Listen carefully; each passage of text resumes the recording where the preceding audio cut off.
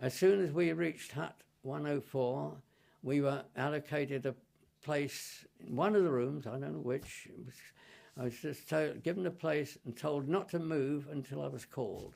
And so it remained until the discovery in the early hours of the next morning.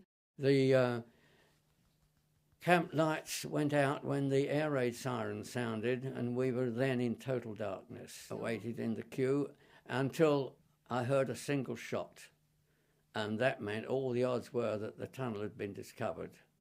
So, and the goons will be here pretty shortly. Or we set about destroying anything incriminating, like maps, compasses. Well, I didn't have a compass, but those who did, that sort of maps, identity cards, and above all, destroy German currency. We were herded onto the parade ground, stripped to our underwear and searched, and our spirits were very low. It was bitterly cold. The only thing I remember etched indelibly in my mind is the attempt by two prisoners to indulge in a bit of horseplay, the idea being to either confuse or prolong the counting and help those others who may have escaped. Colonel Lindiner, the commandant, obviously furious and already aware that the escape would terminate his command, said, "I will personally shoot the next officer who moves." The effect was salutary. Later on, we were allowed to return to our huts, and as you say, well, the rest is history, isn't it? Must have been, I would say, at least 10 days later before we discovered what had happened to the recaptured officers. Yeah.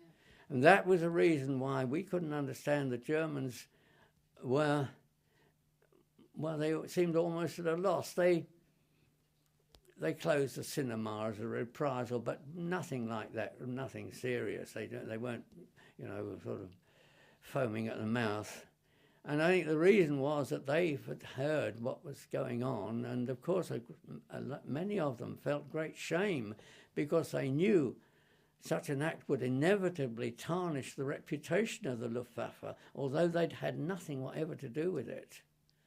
It was only when the news came through of the murder of the 50, well, it was 47 first of all, and then later on there was another 3 names posted. It was then that we realised that why they'd seemed so constrained.